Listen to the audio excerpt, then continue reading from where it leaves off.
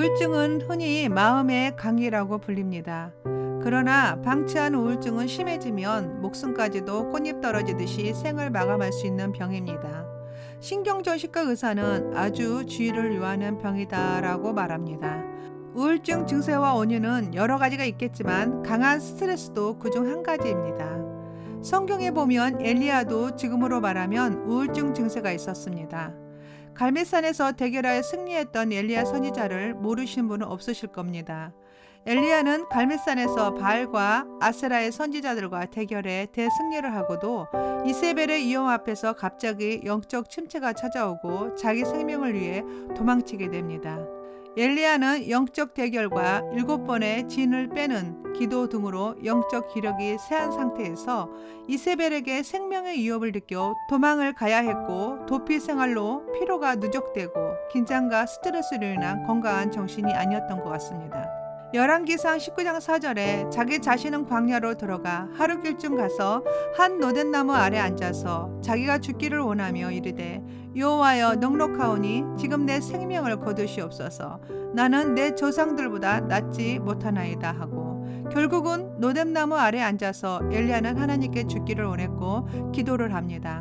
지금은 믿음이 부족하고 연약하니 지금 내 생명을 거두어 가소서. 저는 이 장면을 읽으면서 엘리야도 우리와 성정이 똑같은 연약한 인간임을 알 수 있었습니다. 저도 우울증으로 너무 힘들어 살고 싶지 않을 만큼 힘든 시기가 있었습니다. 우리는 하나님처럼 안전할 수 없고 연약하기 때문에 어떤 상황에서 충분히 누구나 인간이라면 우울증을 걸릴 수 있습니다. 그중 환경적 원인으로 오는 경우가 많은 것 같습니다. 저도 그중 한 사람이었습니다. 물론 다양한 생화학적, 유전적 요인도 있지만요. 제가 우울증에서 벗어난 간증을 해야겠다는 마음이 들게 한 것은 엘리야가 지친 몸으로 노뎀나무 아래 앉아서 죽기를 간구하는 심정이 그때 꼭 저의 모습처럼 느껴졌습니다. 저도 우울증이 너무 심해 힘들어서 주님께 죽기를 간청할 때가 있었습니다. 여기서 중요한 것은 자살이 아니라 죽음까지도 주님께 맡겨드리는 간청함이 있어야 합니다. 이유는 모든 생명의 주인은 하나님이십니다. 하나님은 생명을 주시기도 하시고 거두기도 하십니다. 생사화복의 주관자가 하나님이라는 확실한 믿음이 있는 분들은 아무리 힘들어도 스스로 함부로 목숨을 끊기보단 그분께 죽음까지도 간청해야 한다는 것입니다. 그때 엘리야에게 천사가 나타나 어루만지며 먹고 마시게 하고 새 힘으로 다시 일으켜 세워 주신 것처럼 우리 모두에게도 그렇게 하신다는 것입니다. 그럼 저의 간증을 잠시 하겠습니다. 제가 결혼하고 아이 낳고 1년이 조금 넘었을 때쯤인 것 같습니다.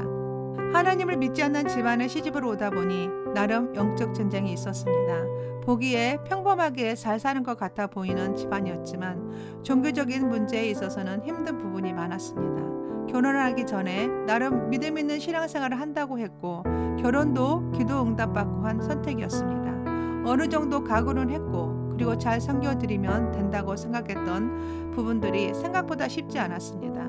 불교 집안이다 보니 예수 믿는 제가 곱지 않는 시선이 있었고 시부모님 성품이 강성이다 보니 그 당시 제 나이로는 모든 것이 감당이 안 되었습니다. 자유롭고 평온한 가정에 살다 시댁은 긴장과 억압이 있었습니다. 시부모님의 권위에 따라야 하고 나름 최선을 다한다고 했지만 늘 돌아오는 것은 답도 없는 억울한 눈물이었습니다. 그래도 최선을 다하자 언젠가는 알아주시겠지. 나는 하나님의 자녀야. 주님께서 새 힘을 주실 거야. 반드시 이기게 해주실 거야.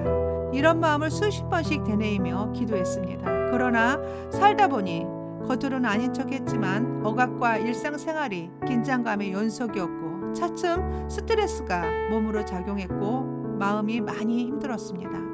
그러다 어느 날 갑자기 가슴이 두근거리고 답답한 증세가 왔습니다.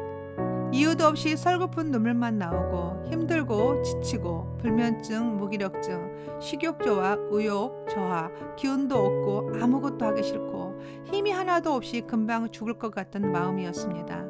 그 당시 저는 우울증은 상상도 못했고 걱정, 의심이 있어서 그러나 보다 생각했습니다. 결국 참다 못해 신경정신과 상담을 받았고 우울증이라는 것을 알았습니다. 약을 2주일 정도를 복용했는데 증세들이 완화되는 것 같지만 실상 기운이 없어서 아무것도 할 수 없는 무기력한 상태였습니다. 결국 약을 먹지 않기로 결심하고 신앙 상담을 받으며 힘을 내고 우울증을 극복해 보려고 나름 최선을 다했지만 미친 우울증은 나를 더 힘들게 했습니다. 그 당시 우울증에 대한 상식들이 일반화되지 않을 때라 할 일 없는 사람들이 팔자가 좋아서 걸리는 병이라고 생각들 하는 것 같았습니다. 일종의 할 일 없는 사람들이 걸리는 고급병 취급을 했습니다. 저는 그런 상태로 하루하루 간신히 버티며 외출도 거의 안 하면서 죽지 못해 집안일과 어린아이 돌보는 일을 했습니다. 물론 남편이 저를 많이 이해하고 돌봐주었습니다. 그 당시 나의 신앙은 하나님을 사랑하면서도 연약한 심령이었습니다. 신앙 쪽으로도 우울증에서 벗어나 보려고 애썼지만 안 되었고 좌절이 왔습니다. 결국 어느 날 생을 포기해야겠다는 생각이 들었습니다. 그러나 스스로 목숨을 끊을 마음은 없었습니다. 모태의 신앙인으로 하나님만 믿었고 순수한 신앙 안에서 그 당시 구원에 대한 소망이 있었기 때문에 함부로 죽으면 안 된다는 생각에 하나님께 매일 기도를 드렸습니다.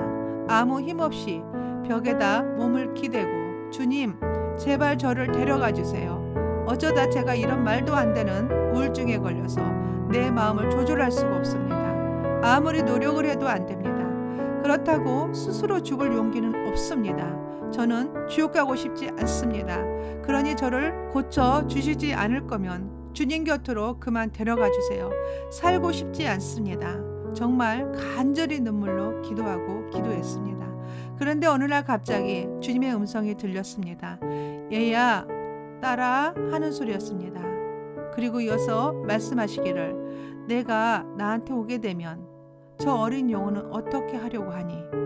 그 순간 저희 큰애가 아장아장 제 앞을 걸어가고 있는 모습이 보였습니다. 이 집안에는 나를 하나님을 믿는 사람이 없어 내가 나에게 오면 결국 너에 따른 우상 숭배를 하게 되고 구원을 받지 못하게 될 텐데 괜찮겠느냐고 하셨습니다. 순간 딸의 구원이라는 음성에 번개 치듯 머리에 충격이 왔고 그때부터 저는 원초적인 힘에 의해 갑자기 어떻게든 살아야겠다는 생각이 들어왔습니다. 생각이 순식간에 변화되고 있었습니다. 제일 먼저 한 일이 부엌에 가서 찬물에 밥을 말아 먹는 일이었습니다. 그동안 너무 밥을 못 먹어서 속이 비어있는 상태라 갑자기 밥을 먹으니 토할 것 같았습니다. 그래서 가만히 엎드려 속이 편안해지면 반복적으로 속을 달래가며 밥물을 먹으며 기운을 차렸습니다. 그리고 살겠다는 기도를 드렸습니다. 주님, 살겠습니다. 저를 도와주세요. 그리고 먼저 환경을 바꿔달라고 기도했습니다. 바로 살던 집을 이사갔고 새로운 환경에서 매일 동네 교회에서 새벽 기도를 다니며 눈물의 기도로 아픈 상처를 뽑아내고 방언 기도와 선포 기도로 영적 힘을 얻었습니다. 강하고 담대해질 때까지 기도하고 또 기도하며 건강한 일상생활을 위해 열심히 살았습니다. 하루 일과가 새벽에는 기도하고 낮에는 또래 엄마들하고 바쁘게 지내려고 했고 나름 우울증에서 벗어나 보려고 노력을 많이 했습니다. 결국 주님께서 새 힘을 공급해 주셨고 우울증에서 벗어나게 하셨고 살 길을 열어주셨습니다. 영혼육을 단단해지게 하셨습니다. 강하고 담대한 마음이었습니다. 우리 몸은 살다 보면 여러 가지 이유로 원치 않는 우울증을 걸릴 때가 있습니다. 감기 걸리듯 우울한 마음이 오면 본인 자신이 초기에 관리를 잘 하셔야 합니다. 우울증은 신앙이 부족하거나 정신병적인 문제가 있어서 처음부터 걸리는 것은 아닙니다. 살다 보면 여러 가지 이유로 감기 오듯 걸릴 수 있는데 이것을 방치하게 되면 문제가 생깁니다. 그 단계까지 가지 않도록 벗어나야 합니다.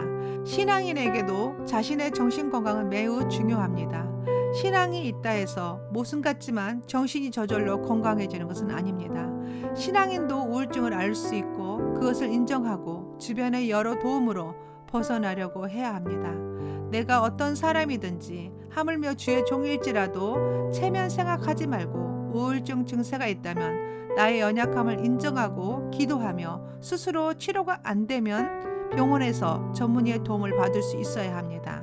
하나님께서는 우리가 잘 살도록 사람들에게 지혜와 재능을 주셔서 많은 것들을 만드셨고 그 중에 의사도 약도 있습니다.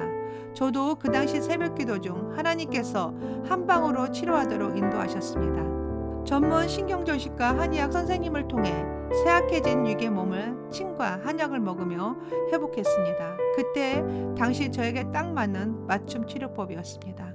우울증을 일방적으로 신앙심 부족해서 생기는 병이라고 단정해버리면 안 됩니다. 성경의 인물 중에도 엘리야는 말할 것도 없고 다윗도 사울도 욥도 예레미야 기타 많은 인물들도 우울증에 시달리고 괴로워했습니다.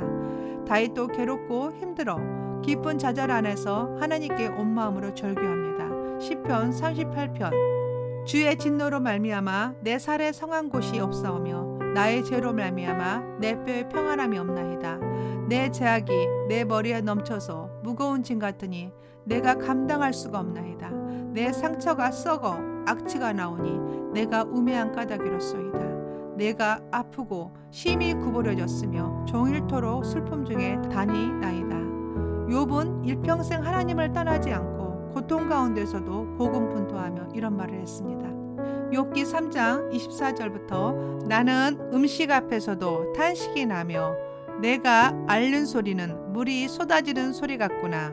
내가 두려워하는 그것이 내게 임하고 내가 무서워하는 그것이 내 몸에 미쳤구나. 나에게는 평온도 없고 안일도 없고 휴식도 없고 다만 불안만 있구나. 욥기 10장 1절 내 영혼이 살기에 곤비하니 내 불평을 토로하고 내 마음의 괴로운 대로 말하리라. 에레비야 선지자도 엄청난 패배감에 불안과 씨름하며 하는 말입니다. 어찌하여 내가 태에서 나와서 고생과 슬픔을 보며 나의 날을 부끄러움으로 보내는고 하니라. 요나 4장 3절 여호와여 원하건대 이제 내 생명을 거두어 가소서. 사는 것보다 죽는 것이 내게 나음이이다 하니. 인간은 모두가 연약한 존재입니다. 우울증을 무조건 믿음으로 극복하라고 강요를 요구해서도 안 됩니다. 또 우울증을 신앙심과 연관시켜 신앙심 부족이라고 지적하고 죄책감을 생기게 해서는 안 됩니다. 오히려 우울증으로 고통받는 사람들에게 자신의 문제를 터놓고 얘기할 때 들어주고 기도로 따스한 위로와 격려를 해주고 우울증에서 벗어날 수 있도록 도움을 줘야 합니다. 우울증 증세에 따라 전문적인 치료가 필요하기 때문에 적극적으로 치료를 받을 수 있도록 해줘야 합니다. 가능한 상담과 치료가 병행된다면 빠른 회복을 할 수 있습니다. 신앙 안에서 믿음을 가지고 주변의 도움도 받고 어떻게든지 힘을 내셔서 적절한 병원과 상담과 약물, 기타 등을 통해 각자 개인에 맞게 회복하셔야 합니다. 요즘은 약이 좋아서 많은 도움이 된다고 합니다. 최근 지인도 우울증이 심했는데 병원 상담받고 본인한테 맞는 약을 복용하고 부작용 없이 좋아지는 것을 보았습니다. 신앙생활에 매일 365일 성령 충만해서 여전히 하나님을 찬송하고 살면 얼마나 좋겠습니까? 또 이렇게 되기를 신앙인이라면 바라고 구해야 하지만 그렇지 못하는 게 현실입니다. 우리는 누구든지 실족할 수 있음을 알아야 합니다. 우울증이 심하면 삶을 포기할 수 있는 무서운 병이라는 사실을 기억하고 서로 병 낫기를 위해 기도해주고 아픈 마음을 알아주고 이해해 주셔야 합니다. 우울증에 걸려 힘든 분들도 자신을 방치하지 마시고 어떻게든 마음의 면역력을 키워야 합니다. 강력한 결단을 하셔야 합니다. 시편 34편 18절에 여호와는 마음이 상한 자를 가까이 하시고 충심으로 통회하는 자를 구원하시는도다. 소리내어 기도하고 소리내어 말씀도 읽고 마음에 얹지 않는 생각과 감정들이 올라오면 자기 의지로 억지로 컨트롤하지 말고 하나님께 마음의 생각을 입으로 시인하며 고백할 때 하나님께서 들으시고 이기게 하십니다. 그리고 무엇보다도 억지로라도 믿음으로 삶의 동기를 유발시켜야 합니다. 죽고자 하는 나의 삶을 하나님께서 제 아이 영혼 구원 문제를 가지고 한순간 저의 마음을 변화시키신 것처럼 삶의 목적이 의미를 두게 된다면 원동력이 되고 나를 살게 합니다. 나의 생명 되신 하나님을 믿고 그분을 끝까지 신뢰하는 것은 결국 내 삶의 악순환을 끊어버리고 선순환으로 바꿔지는 것입니다. 하나님은 우리를 전인적 치료를 하시는 분이십니다. 어떤 처지에서도 포기하지 말고 치료자신 주님께 나아가 영혼육의 온전한 치유를 경험하시는 우리 모두가 되시기를 축복드립니다.